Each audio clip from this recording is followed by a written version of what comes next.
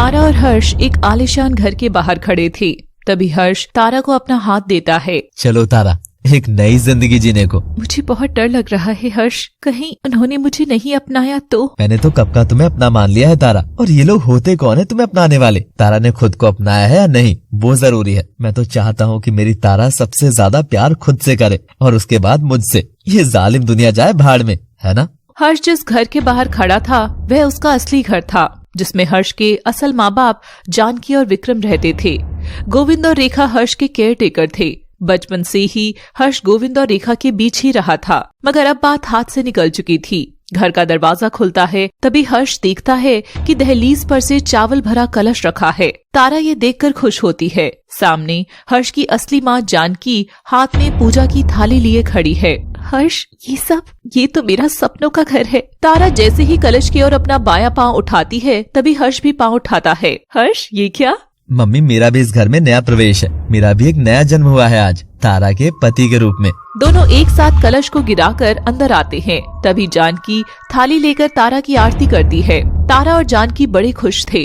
तभी जानकी जैसे ही तिलक करती है, वह थाल में एक तरफ रखे काजल को पूरे हाथ में लेकर तारा के चेहरे पर मल देती है और तारा का पूरा चेहरा कालिक से भर जाता है। तारा जानकी का ऐसा बर्ताव समझ ही नहीं पाती। वो रो उठती है। मम्मी, ये क्या बेहूदी हरकत है?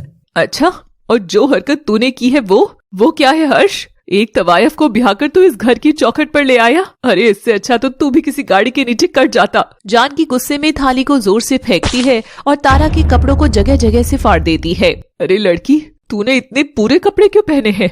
आखिर तवायफों का काम तो बदत दिखाकर लोगों को रिझाना है ना, तो फिर ये सती सावित्री बनने का नाटक क्यों कर रही है? ओह, लगता है यहाँ कोई मुर्गा नजर नहीं आ रहा तुझे। तारा की पहचान ने आज भी तारा का पीछा नहीं छोड़ा था। वह ये सब सुनकर पलटकर वहाँ से जाने लगती है कि तभी हर्ष उसका हाथ थाम लेता है। डर गई इतने में ही? क्यों डर गई? मुझ पर विश्वास नहीं है? अरे, इन माटी से बने लोगों की बातों को क्या सुनना। जब भगवान दिल की संरचना कर रहे थे, तब इन्होंने दिल की जगह वहाँ पत्थर और कीचड़ को भर लिया था। कैसी माँ हो रही तुम? अच्छा हुआ मैं तुम्हारे साथ कभी नहीं रहा। जानकी को हर्ष की बात पर जोर से गुस्सा आता है। वह जैसे हर्ष पर हाथ उठाती है, तभी तारा बीच में आ जाती है। कल तक मैं सिर्फ एक थी, मगर आज मेरी मांग में सजी सिंदूर ने मुझे हर्ष के साथ दो जिस्म और एक जान में बदल दिया। अब वही मेरी हिम्मत है और वही मेरी ताकत है। हाँ हर्ष, तू जहाँ जहाँ चलेगा मेरा साया है वहीं। तू जरा थम जाएगा, मैं रुकूंगी वहीं।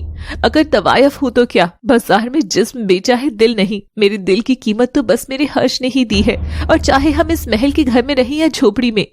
तारा की कहानी में हर्ष तारा तवायफ का पति ही कहलाएगा, ना तारा हर्ष की पत्नी।